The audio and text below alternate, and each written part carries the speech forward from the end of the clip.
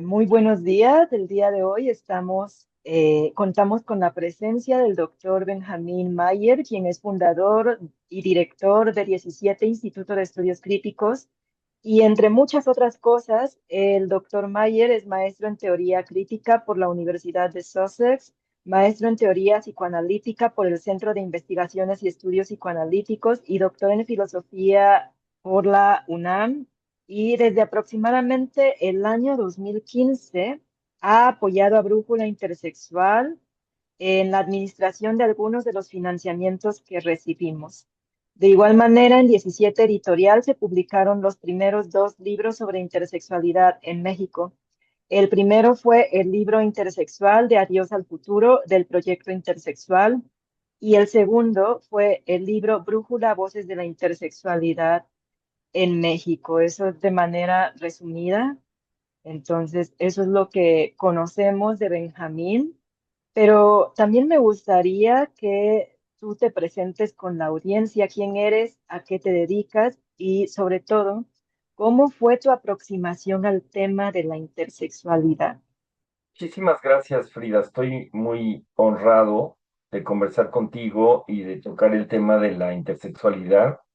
Yo llegué al tema realmente traído por Eva Alcántara, quien pues me acercó a lo que fue su cierre de tesis doctoral. Sabemos que pues en cierta forma fue mucho más que una tesis doctoral y mucho más que un doctorado lo que ella hizo, en el sentido de que fue un periodo pues de varios años que implicó pues una maduración pues temática, sobre todo un campo que ella hizo visible a través de sus investigaciones, a través de su trabajo en instituciones, en búsqueda de archivos, en contacto con la gente. Y bueno, tuve el enorme gusto de ser sinodal de su tesis doctoral, y a partir de eso, pues muy naturalmente se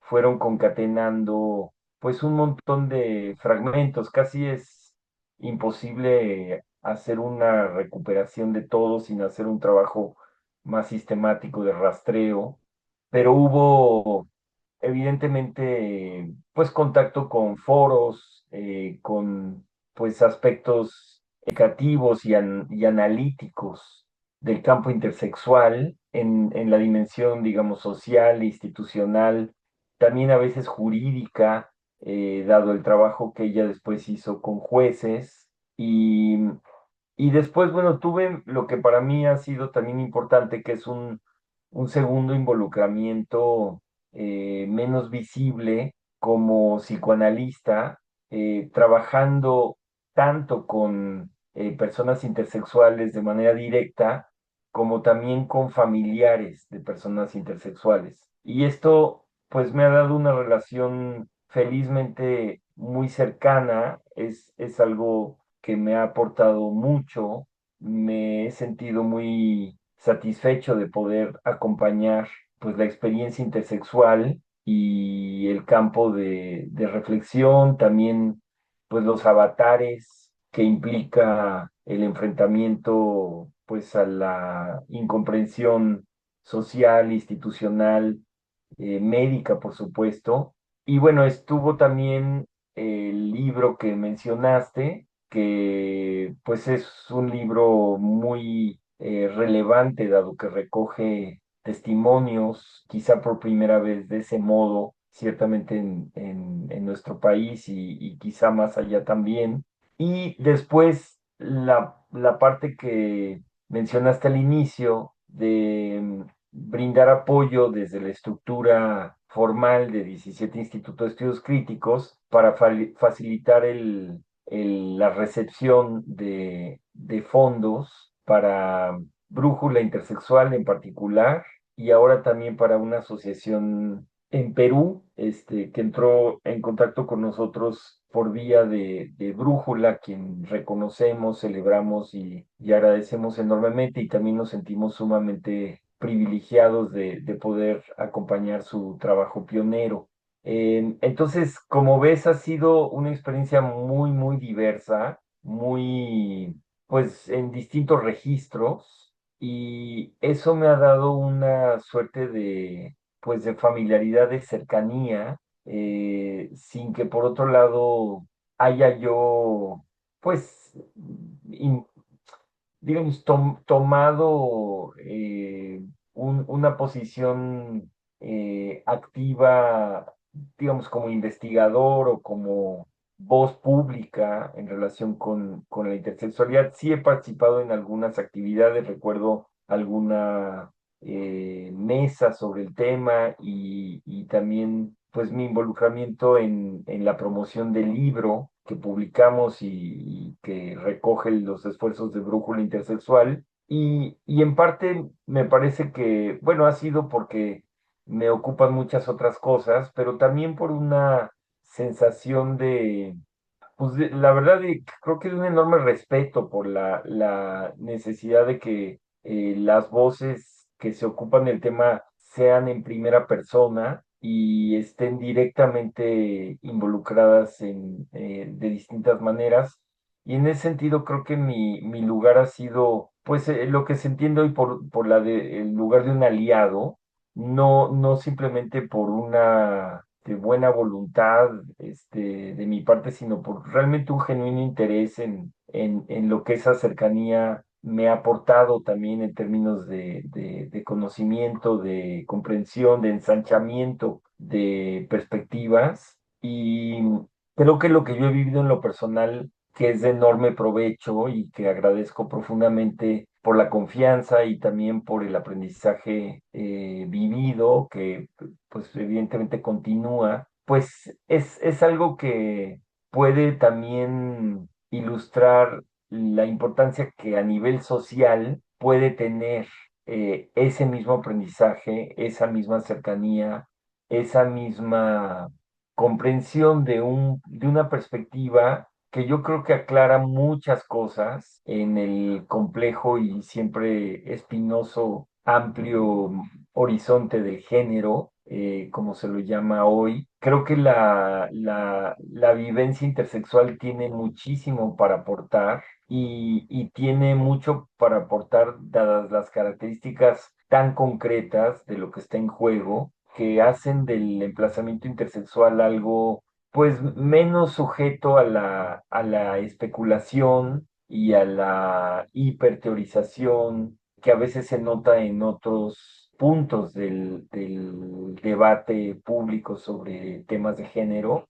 Y en ese sentido creo que es una aportación realmente muy importante a nivel personal, a nivel social, a nivel temático, para las discusiones públicas y para la conciencia que podemos tener todos, todas, todes, acerca de la importancia y el impacto del mundo médico, del mundo jurídico y del mundo de una serie de otras instancias que regulan pues la vida de grupos y de individuos. Entonces, esa es pues la amplitud de mi involucramiento y de mi experiencia que agradezco tanto porque realmente llegué, como dije al inicio, de manera pues un tanto circunstancial. Sí, claro. Muchas gracias. Tal como mencionaste, pues has apoyado al movimiento Intersex en México, no solo a Brújula, sino también al proyecto Intersex, pero ahora también apoyas a Perú Intersex. Y mencionaste que la intersexualidad y toda esta cercanía con las voces intersex, con estas voces en primera persona, estas voces expresadas por quienes podríamos decir encarnamos la intersexualidad y no por una tercera persona como esos discursos los únicos discursos que existían anteriormente. Entonces, mencionaste que todo esto te ha proporcionado mucho en cuestión de perspectiva. ¿Podrías hablarnos un poco más acerca de todo esto? ¿Cómo esto tal vez ha aportado o tal vez ha cambiado parte de tu perspectiva? No sé, podría ser de la vida, de la realidad o del mundo. Muchas gracias, Frida. Yo creo que lo que sucede es que a veces se piensa que el campo de género se reduce temas de identificación y de preferencias y de elementos psíquicos, lo cual pues es evidente y tiene una enorme importancia y un enorme alcance. Como psicoanalista no podría pensarlo ni decir algo distinto de lo que estoy planteando. Pero al mismo tiempo creo que la presencia tan fundamental del factor corporal y del factor de una serie de preguntas que tienen que ver con pues el campo médico y el campo de la valoración médica y también de elementos de salud, ¿no? En esa dimensión tangiblemente corporal, creo que le brinda un anclaje a la intersexualidad que a veces se olvida, no porque no exista, sino porque es fácil de una forma muy extraña olvidarse del tema anatómico. Y esto, pues sí tiene una gran importancia porque me parece fundamental entender que lo que está en juego no es solamente algo que ataña a la dimensión simbólica, ¿no? Para decirlo usando esos términos, bueno, de raigambre lacaniana, psicoanalítica,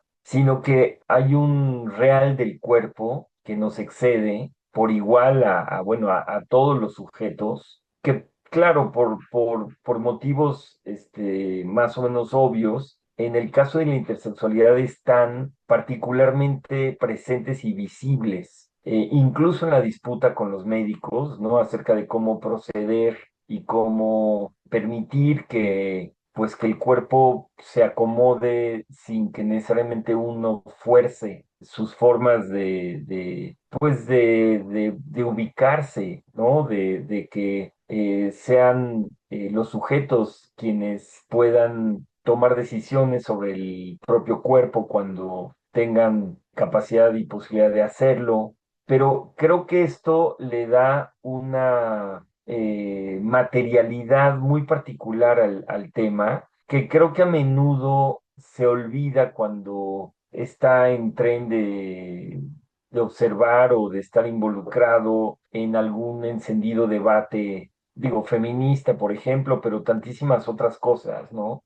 Yo encuentro también que la intersexualidad plantea una perspectiva muy, pues, que hace un contrapunto muy importante a todo lo que se puede pensar en relación con la no binariedad, el género fluido y demás, que pues suele, me parece, ubicarse más del lado de lo que se considera el género que del lado de lo que psicoanalíticamente se entiende por la sexuación. Alguna vez me han criticado por opinar esto que voy a decir enseguida en público. Yo no cuestiono de ninguna manera la movilidad de las identificaciones en el campo del género en particular, pero como psicoanalista debo decir, y creo que es un dato importante, psíquicamente la sexuación tiende a ser clara. Es decir, que psíquicamente la posición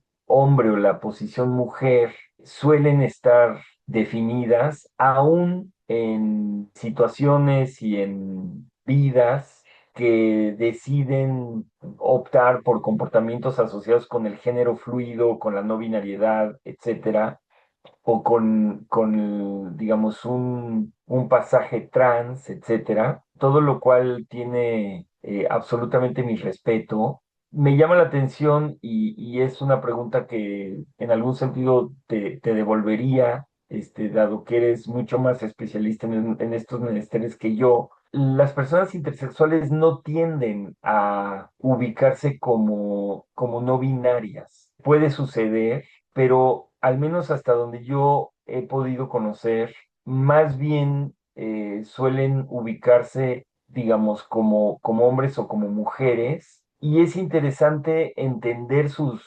motivos y el modo en que esto ocurre. Me parece que es un contrapunto muy importante a las discusiones públicas sobre la no binaridad y demás, que insisto, se pueden volver de momento muy volátiles y creo que la experiencia intersexual suele anclar esas preguntas de una manera mucho más clara. Entonces, te voy a entrevistar ahora yo a ti, Frida. ¿Qué dirías al respecto? Pues La verdad tiene bastante razón. Son muy pocas, bueno, al menos las que yo conozco, pero sí son muy pocas las personas intersex que se identifican como no binarias. Entonces, la mayoría, al menos quienes yo conozco, se identifican como mujer o como hombres. Y ya con el paso del tiempo llega un momento en que dicen como mujer intersexual o como hombre intersexual, pero sí son muy contadas quienes dicen que son personas no binarias. Al menos yo no me considero una persona no binaria, aunque sí a veces entro en un conflicto así de, en verdad me considero mujer, si tomo en cuenta todo lo que dicen, de que las mujeres tienen que ser sumisas, de que las mujeres tienen que atender al hombre, de que las mujeres para ser mujeres tienen que cumplir ciertos estándares sociales y ciertos roles sociales. Y yo me pregunto, bueno, yo quiero eso para mí. ¿En realidad soy mujer o no soy mujer? Porque yo no quiero encajar en todo eso. Entonces, es una pregunta bastante compleja, pero en realidad, pues todo en este mundo es complejo. Realmente siento que la intersexualidad es algo que va más allá de lo biológico. Y pienso que es algo de lo que ha comenzado a hablarse recientemente. Ya lo mencionó Mara Toledo Silva en su libro más reciente. Lo ha mencionado Oscar Chávez Lanz también. Y también lo menciono yo. Pienso que la intersexualidad, más que biológico, yo realmente he empezado a cuestionar si realmente se trata de biología, porque pienso que el proceso de intersexuación inicia pues con el discurso en el momento en que señalamos que el cuerpo es diferente o que lo consideramos diferente o algo así. Y es algo más social, algo más cultural y es, pues como mencionaba el doctor Brian King, pues en parte es un problema de la lengua, es un problema social que inicia con la lengua, con la manera en que ponemos el cuerpo en palabras y la manera en que otras personas ponen nuestros cuerpos en palabras. Sí, sin duda estamos hablando pues de cuestiones pues muy complejas, muy abigarradas en su constitución. Yo tengo que, además del cuerpo y digamos, del plano anatómico, biológico, fisiológico, etcétera, y del campo de las identificaciones imaginarias y simbólicas, es decir, propiamente culturales, que son un poco los dos polos con los que solemos movernos, ¿no? Es un poquito como el médico versus la experiencia, pues, personal en toda esta gama de preguntas como la que tú misma acabas de enumerar, los estereotipos, las maneras instituidas en que se es mujer, se es hombre, etcétera.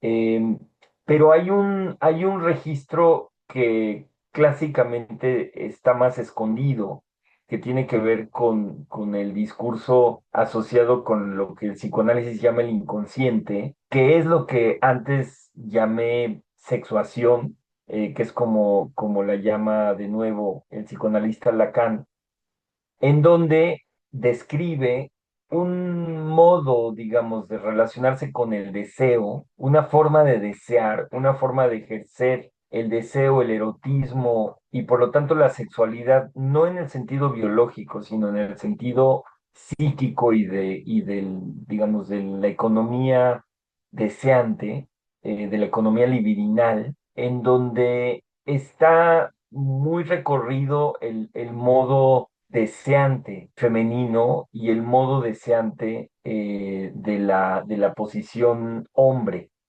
Y eso me parece que hay que entender que es muy independiente de la anatomía y muy independiente de las preferencias de género, de las preferencias, yo qué sé, por la ropa, por las maneras de ejercer la sexualidad, la llamada elección de objeto, que es una frase que hoy nos suena un poco golpeada, que no es más que la elección, digamos, del otro preferido o preferida con quien se quiere pues enredarse eróticamente.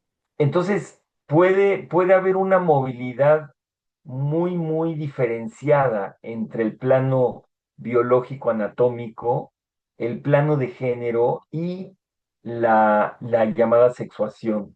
Entonces, cuando se cuestiona que Lacan, cuando describe las llamadas fórmulas de la sexuación, por ejemplo, que es una descripción bastante pormenorizada de la forma hombre y de la forma mujer en relación con el deseo, y se dice, a ver, pero Lacan es, digamos, reduce a solo dos posiciones la relación con el deseo, eso no impide una gama prácticamente infinita de posiciones de género, independientemente, insisto, de la posición anatómica o digamos, de la constitución corporal, etcétera, pero hay yo diría incluso una imposibilidad lógica que gobierna esa aparente dualidad, que en realidad no es más que la expresión mínima de la multiplicidad, ¿no? Porque el 2, lo importante del 2 es que no es el uno. El uno es, como sabemos, es el pensamiento único, es la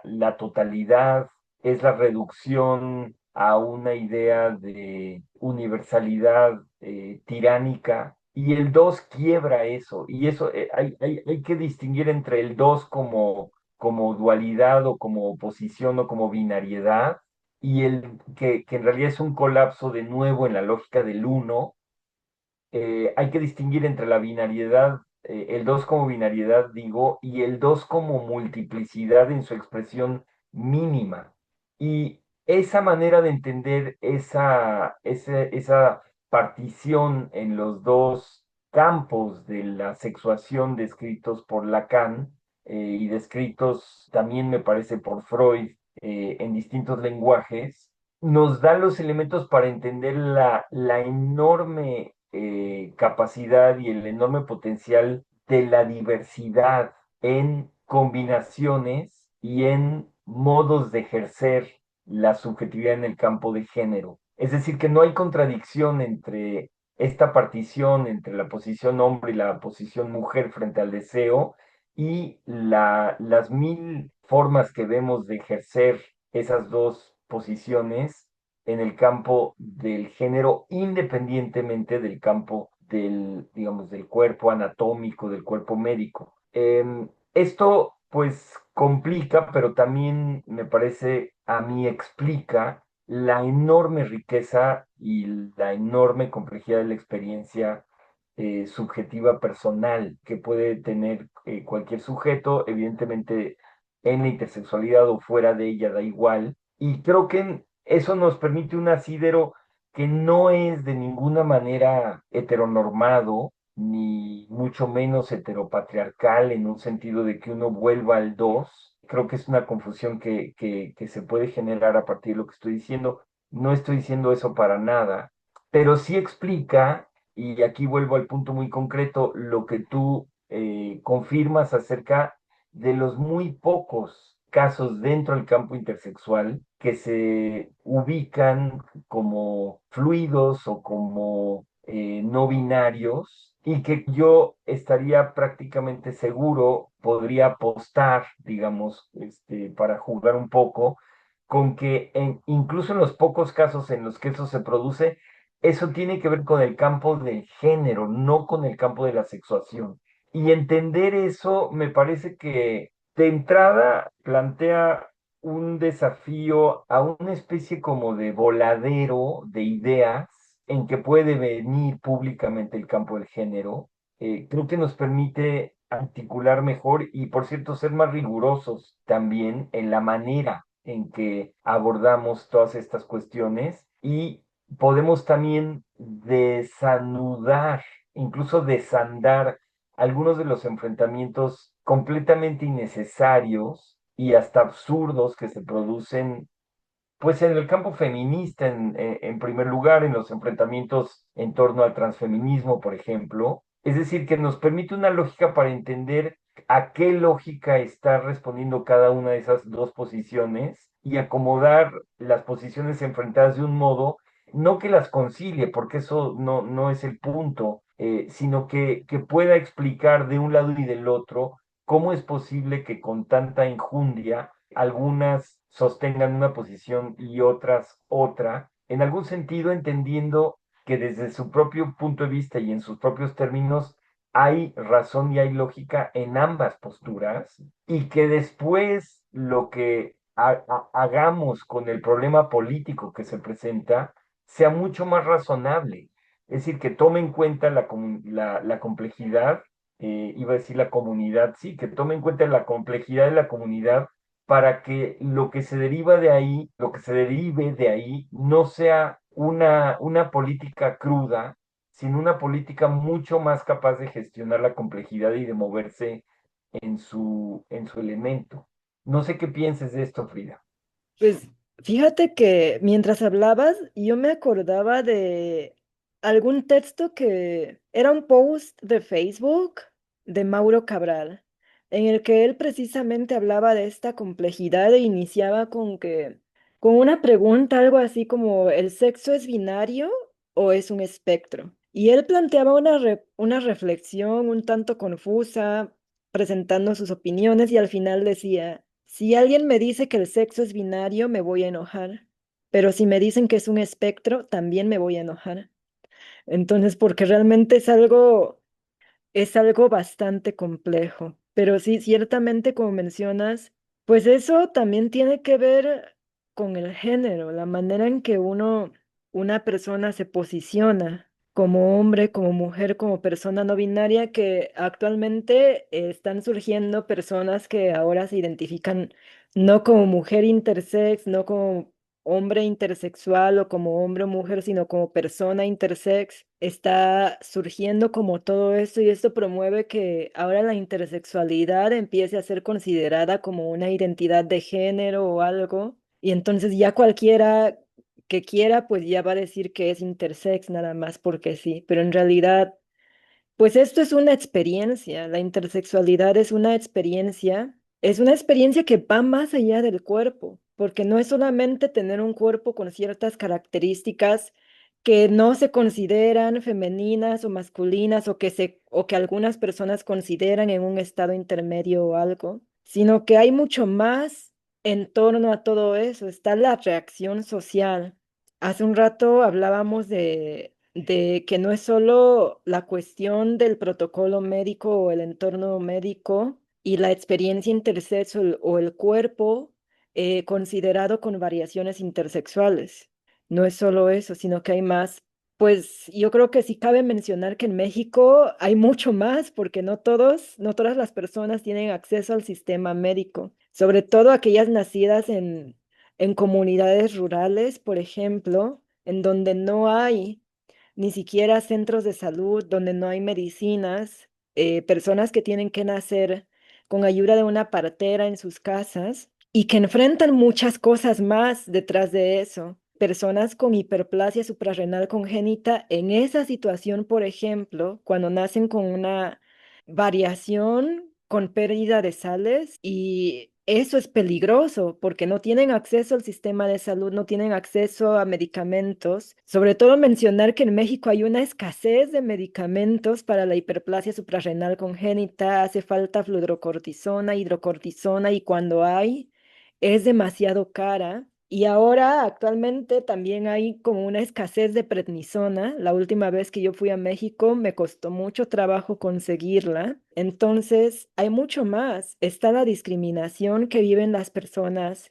las mujeres, por ejemplo, intersexuales a las que les crece barba. Pero también hay otro panorama que no vemos, que por ejemplo yo nací en Juchitán, la cuna de las mushes. Y por ejemplo, yo anteriormente me veía totalmente distinta como soy ahora, o sea, tenía una apariencia virilizada, por así decirlo. A los 14 años tenía ya la testosterona arriba de 500, me veía totalmente distinta, pero nunca pasé por ningún tipo de discriminación o algo así. O sea, siempre fue con mucho respeto. Entonces, la intersexualidad para mí es no una experiencia, sino que es un espectro que abarca muchísimas experiencias atravesadas por cuestiones sociales, culturales, lingüísticas, discursivas, que al menos de donde yo provengo se habla el zapoteco y están las mushes, y pienso que todo eso influyó en la manera en que pues mis médicos me trataron a mí. Aquellos médicos que me trataron como cualquier otra persona, que nunca dijeron no eres hombre o no eres mujer, pues fueron médicos de mi misma comunidad indígena. Y yo jamás pensé que hubiera como que yo fuera una persona enferma o algo así, hasta que fui al médico y me dijeron, tú no eres normal, tú no eres normal, tú eres anormal. Y a partir de ese momento mi percepción de mi vida, de mi mundo, de mí misma cambió completamente, porque pasé de ser una persona como cualquier otra, pero que estaba confundida acerca de si era hombre o era mujer o qué tenía yo entre las piernas. Pasé de eso a ser alguien como estoy enferma y soy anormal y tengo que cambiar y tengo que dejar que me hagan lo que quieran hacerme. Entonces realmente sí es algo bastante complejo. ¿Qué edad tenías, Frida, en ese momento? 14 años. Ya. Y de hecho, bueno, creo que tuviste, por lo que puedo imaginar, pues la ventaja de eso que sucedía hasta antes de tus 14 años, que es bastante tiempo, y que yo me imagino que te dio una fortaleza, pues por todo este contexto de una cultura de género, pues mucho más favorable que la que habrán tenido, pues la mayor parte de los habitantes de México, Ujú, simplemente por motivos culturales. Creo que es algo que, bueno, se ha oído, pero creo que es muy, muy importante trabajar sobre eso y dar a conocer, porque creo que es pues un laboratorio único para entender un montón de cosas, ujú. ¿no? Y entender que en efecto una cultura de género mucho más amplia, suavizada, que permite más posibilidades que las dos canónicas a las que estamos acostumbrados a asociar, Occidente y demás, pues te genera una experiencia completamente otra. Y bueno, ya lo respondiste, es decir, que ese mundo del género más generoso, diríamos, jugando un poquito con palabras, de la posición mushe, no se contradice con lo que dijiste de que tiendes claramente a identificarte como mujer, y yo diría, en el campo de la sexuación, aún teniendo reflexiones, dudas, tentaciones, lo que sea, en el campo del género, que es otra cosa y que tiene que ver más con el modo en que estas representaciones de los sexuados circulan en el mundo social y cultural. Sí, exactamente. Pues la verdad, yo lo encuentro bastante complejo, incluso cuando alguien me pregunta así como que cómo te identificas tú, y a veces me pregunto, a veces yo misma digo, ¿ahora qué digo? ¿Qué respondo? Porque para mí, algo que quiero mencionar es que en el zapoteco no hay como pronombres que distingan el género. No hay él o ella, sino que los pronombres de tercera persona son como no binarios, como que uno dice ella para una persona, el otro pronombre es para una cosa y el otro pronombre es para un animal. Entonces, en lugar de hacer distinciones de género, hacen distinciones entre persona, animal o cosa. Y para mí, como saber esto, porque nadie habla de esto, pero hacer este análisis de los pronombres en zapoteco para mí muestra como una jerarquía distinta, porque usualmente nos plantean, sobre todo en culturas machistas, que el hombre es superior a la mujer. Incluso lo vemos en el orden de los pronombres. Primero se dice él, luego ella, comúnmente cuando estamos aprendiendo los pronombres, pero en el zapoteco es persona, animal o cosa. Y para mí, cuando me preguntan cómo me identifico, pues yo pienso que tengo muy metido eso del zapoteco, que llega un momento en que, pues yo digo, yo soy mujer, yo me siento mujer, yo me identifico como mujer, pero yo misma me lo cuestiono también y al final termino pensando, soy una persona, me identifico como una persona, no como un animal, no como una cosa, sino como una persona, y todos somos personas. Sí, y esa complejidad y esa ese ir y venir con estas preguntas y con tantas otras, pues es consustancial a la experiencia, pues de las personas, sean del tipo que sean, si es que hubiera tipos. Bueno, sabemos, y es un lugar común decirlo, pero no sobra repetirlo, que por eso la experiencia diversa es tan valiosa socialmente, ¿no? Porque te ensancha, te puedes ver en los demás de una manera más clara, pero al mismo tiempo identificándote, ¿no? Con lo que pues ves de ti en los demás. Y al mismo tiempo hay que decir que lamentablemente esa es la misma base de la segregación y de la violencia, en donde lo que el otro me devuelve de mí me resulta intolerable y por eso me voy sobre el otro como una forma de protegerme a mí de lo que no tolero de mí. Y ese principio que es muy fuerte y medio sencillo de entender a la vez, a pesar de todo, pues tiene consecuencias muy, muy serias, ¿no? La violencia incluso pues más intensa está basada exactamente en ese juego de espejos, ¿no? Sí, claro. Oye, y hace rato, pues mencionabas precisamente lo del entorno médico y mencionaste que las propias personas deberían tener como, o deberían recibir esa capacidad y tener ese derecho de decidir por sí mismas sobre su cuerpo, pero como psicoanalista, ¿qué opinión tienes de los tratamientos y las cirugías? Bueno, como psicoanalista, lo que uno hace en primer lugar es escuchar y pues entender la singularidad de cada experiencia y trabajar a partir de ella. Y bueno, los testimonios de la violencia médica ejercida contra voluntad, pues son muy fuertes. Es muy duro pues poderse conciliar con una asignación de sexo, dado que es una intervención sobre el cuerpo, quirúrgica, por ejemplo, cuando uno en la sexuación se termina identificando del otro lado. Es algo, pues, en algún sentido inimaginable y que conlleva, pues, un enorme trabajo de duelo y después de un ajuste de cuentas para ver cómo a pesar de eso se sigue viviendo y cómo, porque bueno, todo el tema de los diagnósticos y de las conclusiones y las etiquetas es lo sencillo. El tema es qué pasa al día siguiente, ¿no? O sea, cómo vives con eso. Entonces, yo creo que en ese sentido los testimonios intersexuales pues pueden tener un fuerte efecto entre los médicos, simplemente en el plano de la identificación, como de persona a persona, ¿no? Como para entender pues la enorme catástrofe que puede un médico generar cuando interviene no por motivos de salud, sino por motivos pues sí, de normatividad en el campo digamos, sexogenérica, con una supuesta base científica.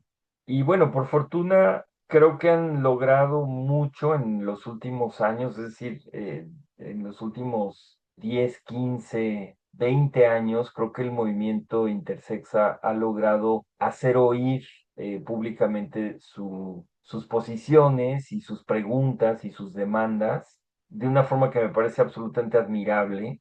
Aquí añado entre paréntesis que una de las cosas más interesantes para mí ha sido observar el crecimiento del movimiento intersex, no solamente acompañarlo, sino realmente ver cómo se ha ido gestando. Es algo muy difícil, porque no, una cosa es la idea y otra cosa es la movilización en cualquier ámbito, ¿no? Pero más aún tratándose de temas tan personales, tan sensibles como estos, tan difíciles de hacer escuchar socialmente, etcétera. Entonces, el trabajo directo o indirecto, me refiero, por ejemplo, el acompañamiento de una madre, ¿no? A una hija, hijo intersexual, que se lamenta de una asignación por vía médica, pues es algo durísimo, es un duelo en vida muy, muy duro de recorrer. Creo que se puede lograr, ¿no? No quiero dejar esto en una pura negatividad, porque en algún digo, eso es lo que las personas quieren en primer lugar, es decir, quieren poder transitar a un estado de vida interior en que pues la carga de eso sucedido se reduzca por lo menos en buena medida y no les impida pues dedicar un montón de energías a otros temas y demás.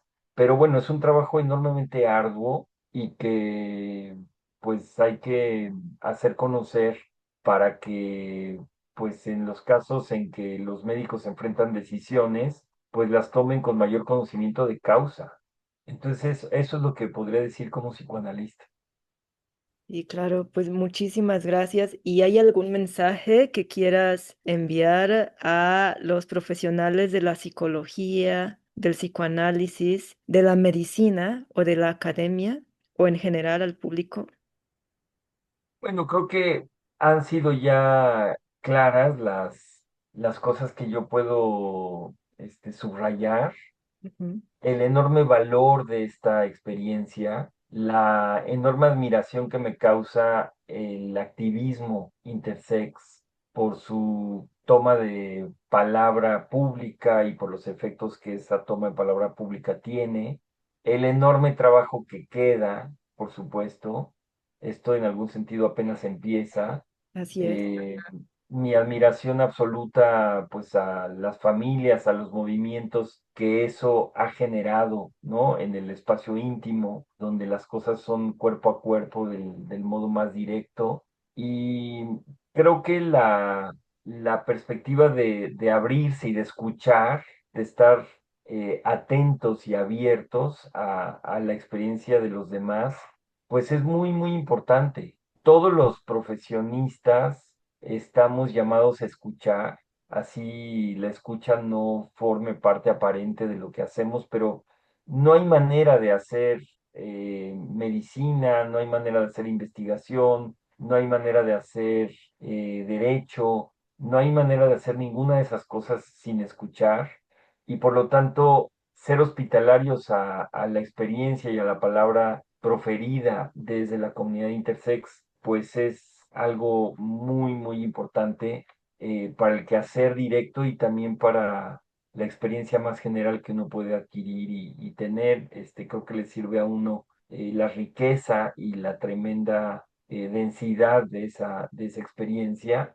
Y pues por último, digo, animar mucho, agradecer por esta entrevista y por la iniciativa de pues todo lo que sostienen ustedes en términos de difusión, de comunicación, de involucramiento, de interpelación pública, ¿no? En favor del tema. Y bueno, subrayar que la prioridad al interior del movimiento intersexual está en esa comunicación, en ese impulso, que a veces se producen conflictos internos, como en cualquier movimiento, en cualquier grupo humano, en cualquier pareja, pero pues no perder de vista que la prioridad está en el enorme desafío que plantea el exterior y que esa claridad en las prioridades pues puede mantener un movimiento pues con salud, con integridad, con claridad, ¿no? En sus motivos y en sus horizontes. Entonces, pues creo que eso es lo que podría, más que agregar, pues repasar, ¿no? De lo que hemos dicho y agradecerte mucho también por lo que has compartido de tu experiencia personal, tan iluminador y tan interesante, también dado tu lugar de proveniencia. Así que muchas gracias, Frida. Pues muchísimas gracias a ti por, pues, por concederme esta entrevista, por tu tiempo también, porque sé que pues siempre estás ocupado. Tiempo es lo que menos te sobra a ti, eso, de eso estamos conscientes. Y pues en Brújula Intersexual estamos muy agradecidas por todo el apoyo que hemos recibido de tu parte y de 17 Instituto de Estudios Críticos. Muchísimas gracias de verdad. Muchas gracias, Frida.